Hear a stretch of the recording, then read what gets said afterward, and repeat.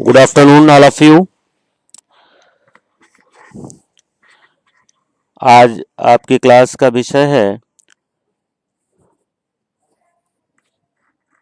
Advance yoga therapy के अंतर्गत paper second management of sexual disorder through योग।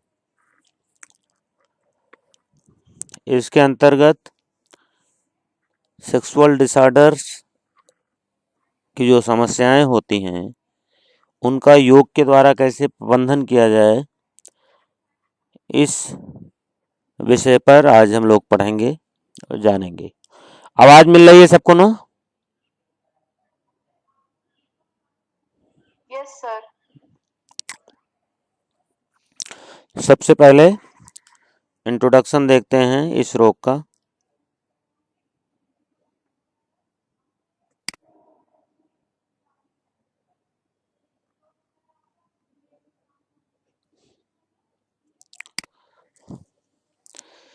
यौन रोग या अन्य कोई भी समस्या जो किसी भी व्यक्ति या जोड़े को यौन की गतिविधियों से संतुष्टि के अनुभव से वंचित करती है या बाधित करती है, तो उस पर्टिकुलर स्टेज को या उस अवस्था को सेक्सुअल डिसऑर्डर्स के नाम से जानते हैं। इस रोग के मुख्य कारण क्या होते हैं? तो इस रोग का मुख्य कारण है साइकोलॉजिकल कारण। इसका मुख्य सबसे प्रमुख कारण माना जाता है। जो साइकोलॉजिकल फैक्टर है या मनोवैज्ञानिक जो दशाएं हैं वो इस रोग का सबसे प्रमुख कारण है। इसके अतिरिक्त अवसाद, डिप्रेशन या तनाव, मेंटल डिसऑर्डर्स, ड्रग्स, कुछ लोग विभिन्न प्रकार के ड्रग्स के आदी हो जाते हैं तो उससे भी ये चीज प्रभावित होती है।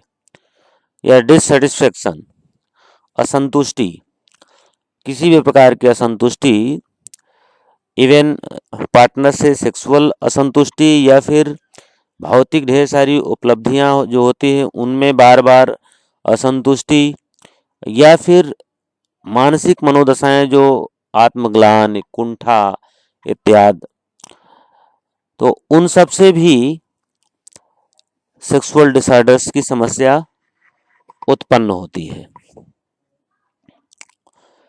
इसके लक्षण क्या क्या होते हैं?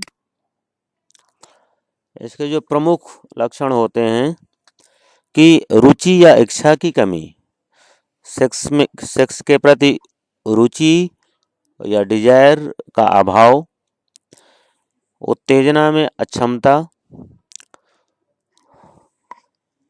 और सेक्स के दौरान दर्द या पेन, या फिर कुछ ऐसी समस्याएं, कुछ ऐसे रोग हैं, कुछ दूसरी ऐसी दशाएं हैं जिनके कारण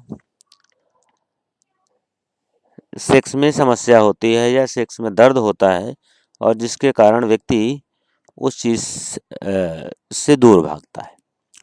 तो ये कुछ इस तरह के लक्षण होते हैं इस समस्या में।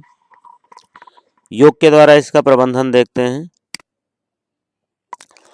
जिस प्रकार से अन्य सभी रोगों में हम काज का इलाज करते हैं और बिना काज के निवारण के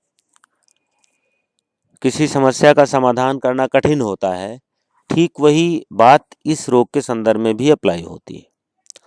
इस समस्या में भी अगर रोग का कारण न पता चले और उस कारण का निवारण न किया जाए तो रोग का प्रबंधन या रोग का उपचार कठिन हो जाता है। और अगर कारण पता चल जाए और उस कारण का निवारण किया जाए तब फिर उस रोग की समस्या से निजात पाया जा सकता है। तो यौगिक ट्रीटमेंट या यौगिक मैनेजमेंट में भी यही चीज पूरी तरह से लागू होती है। और इस तरह के रोगों में तो सबसे ज़्यादा इटियोलॉजी जो है, रोग का जो कारण है, वो सबसे महत्वपूर्ण है।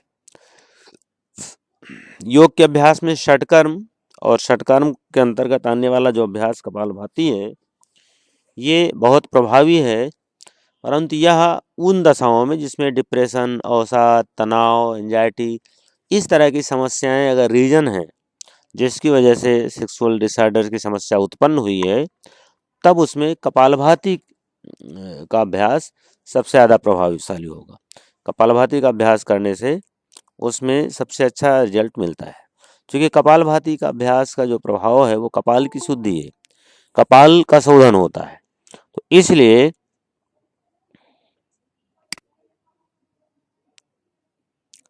इसलिए कपालभाति का अभ्यास इस बीमारी में बहुत लाभकारी है। सूक्ष्म व्यायाम में कोई विशेष उस तरह की स्थिति नहीं है, क्योंकि आसन जिस तरह से प्रभावशाली हैं, उसी तरह से योगिक सूक्ष्म व्यायाम शरीर को गति देने के लिए या जॉइंट्स के मूवमेंट के लिए वो किए जा सकते हैं।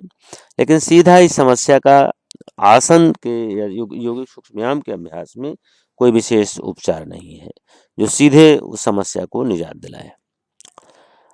यम और नियम में शौच और स्वाध्याय, ये दो अभ्यास सबसे प्रभावशाली है।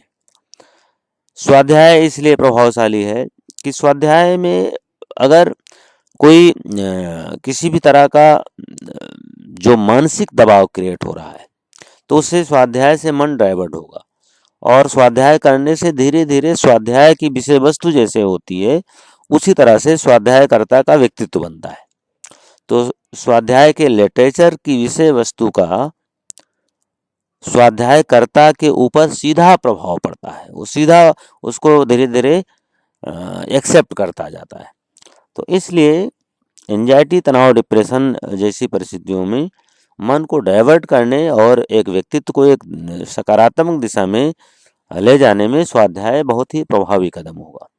और शौच के अंतर्गत जो व्यक्तिगत हाइजीनिंग है, क्योंकि ढेर सारी कुछ प्रॉब्लम्स ऐसी भी होती हैं जो व्यक्तिगत स्वच्छता की ओर ध्यान न रखने से भी समस्याएं उत्पन्न होती हैं, और वो प्राइवेट पार्ट से जुड़े हुए ढेर सारे रोग भी ऐसे होते हैं जो प्रॉपर हाइजीनिंग न रखने के कारण समस्याएं उत्पन्न होती है। तो शौच यानी कि आंतरिक और बाह्य अंगों की जो शुद्धता है, उस पर विशेष ध्यान दिए जाने से इस बीमारी का अगर कारण उस तरह के कुछ डिजीज हैं, तो उससे फिर निजात पाई जा सकती है।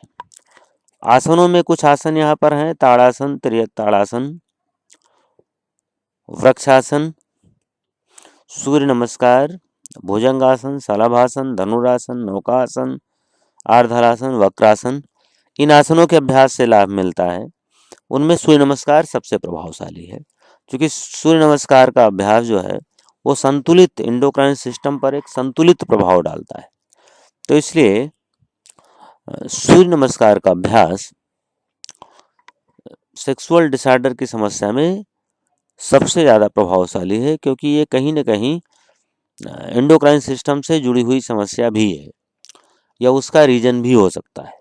थायराइड की समस्या में भी ये समस्या उत्पन्न होती है, थायराइड के हाइपो या हाइपर होने से भी इसका संबंध हो सकता है। लेकिन मानसिक कुंठा या कुछ उस प्राइवेट पार्ट से जुड़े हुए रोग, ये सबसे प्रमुख दो कारण होते हैं। मुद्रा बंध में मूल बंध सबसे प्रभावशाली अभ्यास। मूल बंध का अभ्यास जो है वो सेक्सुअल डिसऑर्डर में प्रभावशाली अभ्यास है। और प्राणायाम में अनुलोम विलोम, भस्त्रिका, उज्जयी और भ्रामरी। एक्चुअल में ये साइकोसोमेटिक डिजीज पूरी तरह से होती है, साइकोसोमेटिक या मनोकायिक डिजीज होती है। इसलिए इसका मुख्य इलाज जो है वो प्राणायाम में ज़्यादा है और काउंसलिंग में ज़्यादा है। व्यक्ति को मेंटल प्रिपरेशन उसके लिए होना आवश्यक है कि वी आर नॉट डिसेबल, मेरे अंदर कोई डिसेबिलिटी नहीं है, I am able for that. तो इस तरह के जो भाव होते हैं, इस तरह की जो सोच होती है, वो ज़्यादा प्रभावशाली होती है इस तरह की बीमारियों में। क्योंकि इस तरह की बीमारियों में अगर किसी भी तरह से दिमाग में ये बात बैठ जाती, खासकर मेल के दृष्टिकोण से, अगर उसके दिमाग में ये बात बैठ जाती है कि मेरे अंदर अयोग्यता आ गई है और मैं अयोग्य हूँ, तो ये भाव जितना ज़्यादा उसके अंदर मैच्योर होता जाएगा, जितना ज़्यादा प्रगाढ़ होता जाएगा, उतना ज़्यादा यह बीमारी बीमारी क्या कहेंगे, एक मनोदशा है, वो उसके अंदर और सुदृढ़ होती जाएगी। तो इसलिए इसमें जो प्रॉपर काउंसलिंग है, वो काउंसलिंग और उसी के अनुरूप जो सोच और एनवायरनमेंट, ये सारी चीज़ें इस रोग से बाहर आने में या इस रोग से निजात पाने में सहायक है। प्राणायाम सबसे ज़्यादा उपयोगी इसलिए है क्योंकि प्राणायाम हमारे नर्वस सिस्टम को एक्टिवेट करता है। सेंट्रल नर्वस सिस्टम प्राणायाम के प्रभाव से एक्टिवेट होता है, सक्रिय होता है। और चूंकि यह है इस तरह की समस्याओं में व्यक्ति नर्वस भी ज़्यादा होता है और एक उसके अंदर एक इस तरह का डर धीरे धीरे वो स्थायित्व रूप लेता जाता है।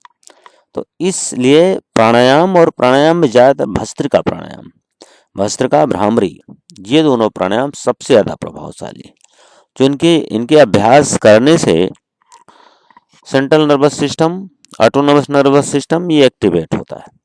तो इसलिए चूंकि जो सेक्सुअल प्रक्रिया है यह पूरी तरह से मन से जुड़ी हुई प्रक्रिया है।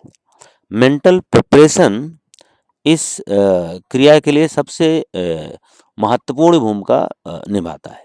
तो अगर व्यक्ति मेंटली प्रिपेयर नहीं है और वो मेंटली प्रिपेयर है कि मैं इस रोग से ग्रसित हूँ, मुझे इस तरह की समस्या है, तो फिर वो समस्या स्थायी रूप लेने लगती है। इसीलिए एक उस दिशा में, उस सोच की दिशा में मन हमारा डाइवर्ट ना होने पाए और मन में सकारात्मकता बनी रहे, उसके लिए प्राणायाम सबसे उपयोगी है। और प्राणायाम में भस्त्रिका प्राणायाम और उज्जयी प्राणायाम, तो ये दो प्रकार के प्राणायाम सबसे मेन हैं। बाकी अनुलोम विलोम, भ्रामरी, अनुलोम विलोम, उज्जयी, भस्त्रिका, भ्रामरी सबसे प्रमुख प्राणायाम है। और साथ में फिर अन्य कोई भी आप प्राणायाम अन्य मनोदशाओं के अनुसार या वातावरण के अनुसार, मौसम के अनुसार या अन्य कोई समस्या है तो उनके अनुसार उनको किया जा सकता है। तो ये एक साइकोलॉजिकल फैक्टर बड़ा फैक्टर है। इसके अतिरिक्त दूसरे कुछ फैक्टर्स में रोग का फैक्टर, कुछ ऐसे रोग हैं जो शरीर में धीरे धीरे अयोग्यता उत्पन्न करते हैं। तो अगर उस तरह के कोई रोग हैं तो उनका भी उपचार किया जाना चाहिए, क्योंकि अगर वो रोग उसका कारण है तो उन रोगों की अवस्थाओं में व्यक्ति उनके रहते हुए फिर उसके अंदर ये अयोग्यता बनी रहेगी। तो अगर कोई बीमारी उसका कारण है तो उस बीमारी का इलाज होना चाहिए। और अगर साइकोलॉजिकल कारण है, उसके अंदर केवल इस तरह की सोच कुछ घटनाओं के कारण उत्पन्न हो गई है या कुछ घटनाओं के घटित होने के बाद उसके अंदर ऐसी मनस्थिति बन गई है, तो उसका धीरे धीरे काउंसलिंग और प्राणायाम के अभ्यास के द्वारा उससे निजात पाया जा सकता है। तो इस तरह से आज हम लोगों ने सेक्सुअल डिसऑर्डर्स का योग के द्वारा प्रबंधन विषय पर चर्चा की, अध्ययन किया। अब आप लोग इसमें अगर कुछ डाउट्स हों तो आप उसके लिए क्वेश्चन पूछ सकते हैं।